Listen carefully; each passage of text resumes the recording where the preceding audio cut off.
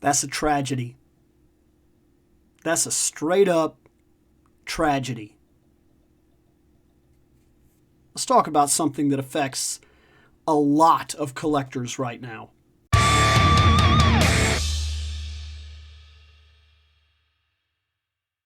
So whether you're an old collector or you're just getting in, whether this is the first time you've really dove into collecting or you've been here for years and years and years, this is a real thing, okay? And it happens a lot. And just to let you know, that's not my Frog Monger. This was a picture posted in a group, and it caught my attention, and it gave me something that I specifically wanted to talk about. In fact, my Frog Monger is still right there. See him? It's right there. He's more than fine, and he's awesome, and he's on the shelf, and he's got his 1950s alien invasion gun. Everything about him is fine. But I saw this on a post where somebody had posted, "Great. Leg broke as I took him out of the package." Well, I don't know to the extent of what happened, but I did leave a comment.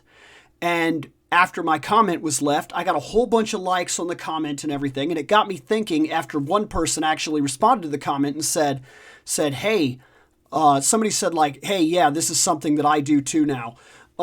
It made me realize that maybe a lot of people don't stop to think about this, but I live right next to an airport. Like, every now and then in the videos, sometimes you'll hear it. For the most part, most of the time you will not, but sometimes you'll hear something in the background. Oftentimes what's going on is I live next to two things. I live next to a school and an airport. They're pretty close together, both of them, in all actuality. And so oftentimes you'll either hear the marching band or some kind of practice going on in the background, something of that nature, or you'll hear planes or helicopters or whatnot, because I also live next to a military base, like an air base, now that I think about it. Regardless, because of this, I do actually know a little something about this in general. And surprisingly, it does have to do with the airport. My dad worked at the airport for 35 years, and the way deliveries happen sometimes, right off the UPS train onto the trucks and into the warehouse and things like that, yada yada, this material is plastic. And one of the things that happens sometimes during transport, especially in the world we live in now, where there's not a cool down period sometimes. Sometimes this stuff is on major deadline. There are times that the plane is unloaded as early as 4 or 6 a.m. So this stuff touches down the UPS plane. And they take the stuff off of there. They immediately put it into a truck, which goes immediately to the UPS headquarters, wherever that may be, depending on where you live, yada yada. That stuff is immediately loaded out of that truck into the warehouse and then sometimes shipped out that exact day. Literally, that exact day. It's like a full movement, especially if it's items that they can move right now real quick. And then if you've ever worked at UPS and whatnot, you know what I'm talking about. Sometimes these items literally come in that door and go out that door. You get the idea. But what I'm telling you is that oftentimes these toys now, especially in the mail ordering world that we live in, these are not going to a Target and then sitting at a Target in their truck and then coming off the truck into a stock, and then after it's stocked, it's then moved on to the floor, and then once it gets to the floor, more than likely a couple of days have passed. And sometimes, in some cases, they literally receive the material 2 or 3 weeks before they're actually allowed to put it on the shelf. That happens too. So these things have time to acclimate. And what I'm talking about is that I've noticed much more now than I ever have before that sometimes I'm getting figures and they don't want to move. They're like they're too tight. They're way too tight. Or if they're not too tight, they're literally stuck together, like bonded together to the point where the arm or the leg won't move at all. And I made the mistake of thinking, just crack it out, right? With the elbows once, and I was like, and it broke the arm off, and I was like, oh man. Oh no. Well, from my understanding about this, here's what happens. They load this stuff onto a plane. The plane goes up into the air. The plane, of course, is up in the air. That's cold. That changes the consistency of the plastic. The figures in general, and especially action figures with joints. You won't really have this problem a lot with models and things like that. Not models but like statues and whatnot. You won't have this problem to the same extent. But like with action figures, there's a lot of moving parts. And then those parts, they either expand or contract, or they kind of seal together because of the changes between heat and cool. And then what ends up happening is they tighten up and they lock up. Sometimes when you get a figure, it is a good idea not to open it. In fact, it's become a standard practice for me now to leave it alone for a day or two. That's the reason you see stuff like that. It's just sitting there. That's why I'm an opener. But sometimes I get something in the mail and I'm not ready to open it yet because I'm not going to take the chance of breaking it. So I will purposely leave it in its box for 1 or 2 days and allow it time for the plastic to acclimate to the temperature of the surrounding area. And this can take some real time sometimes, especially if you're not talking about big heat or big cold. Big cold, it can acclimate pretty quickly sometimes, and big heat, it can acclimate pretty quickly sometimes. But a room temperature, coming off the plane, straight onto the UPS truck, straight into your house. There's times that I get these packages as early as 8 in the morning. And I know from experience that these things are unloaded at my airport as early as 4 a.m., 6 a.m. So then these items come to my house and they're there at like 8 a.m. And I know for fact that I shouldn't open them because they've went from one climate to another climate to another climate, and they're not yet acclimated, and their joints may very well be stiff or sealed.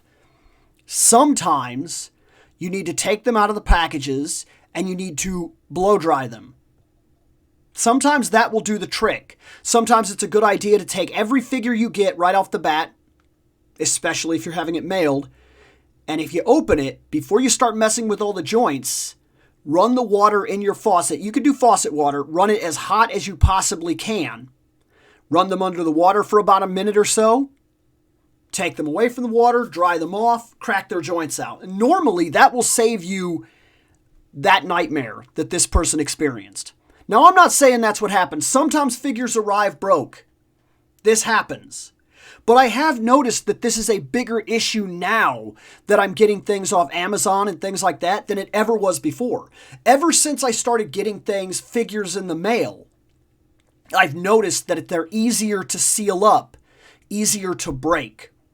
Sometimes they don't want to move. They don't want to react with you. They're very solid. They feel too tight, and you try to crack them out and they break. That's a thing that I've noticed has been a thing since I've started getting things in the mail, more often than it ever happened before. In fact, I got a set of Ninja Turtles, red bandana Ninja Turtles, and I got them UPS. I ordered them off Amazon, but I got them UPS, delivered them, dropped them right here at the front door. I went down, I got them, I said, yes, the Ninja Turtles. I opened Leo, fine. I opened Mike, fine. I opened Don, fine. I opened Wrath, and when I was trying to put the sai in his hand, his fingers wouldn't move. They were just locked, and I was like, break. Broke them off right there. Now, I'm lucky that where they broke, it is an easy, simple glue fix. 1 dot of glue right there. Put it on there, hold it for a while, crack the fingers back out. We're done. We're fine. But it could have been a lot worse. And I have had figures break at points where I don't have the know-how to fix them. I used to be able to fix like old G.I. Joes and whatnot, but some of the newer stuff, like with the double joint knee and stuff like that, I don't really know how that's put together. So if the leg breaks off or whatever, I don't really know what to do. I might have to buy 1 or 2 of these and just experiment with them. I've often thought about doing that, buying a figure that I don't necessarily care about, like a loose figure from one of the toy shows where somebody's dipping it off for $5-10 and literally break it on purpose. That way I can watch all how the double elbow and everything works, and then kind of get an idea of if something happens, how can I fix it, or if it can even be fixed. I need to kind of look into stuff like that, because here's the truth of the matter. If you're doing this hobby, figures break. They do. And sometimes they break because they get old, and sometimes they break because the plastic has been altered from moving from one place to another. And I've noticed it happens a lot. Sorry to repeat myself over and over again, but it happens a lot more often now that things are being mailed to me than they ever did when I would go and get them from the store. Because when I went and got them from the store, they'd already sat on the shelf for a couple of days. They were fine. I get something from UPS, I bring it into the house, I open it up, I'm too excited, I immediately open the dang thing and don't give it time to wait. And sometimes you can bust it. Or not way too long ago, I got an Evelyn, and I opened her up, and I went to move her wrist, and it was tight.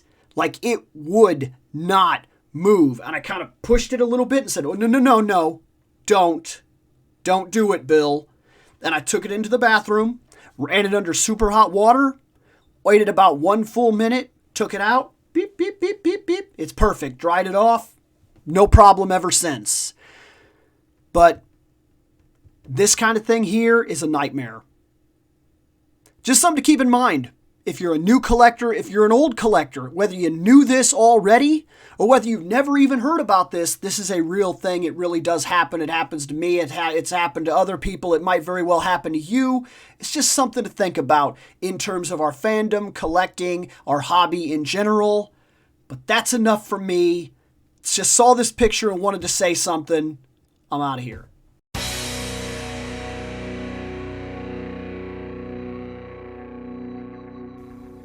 I have spoken. Take what you will.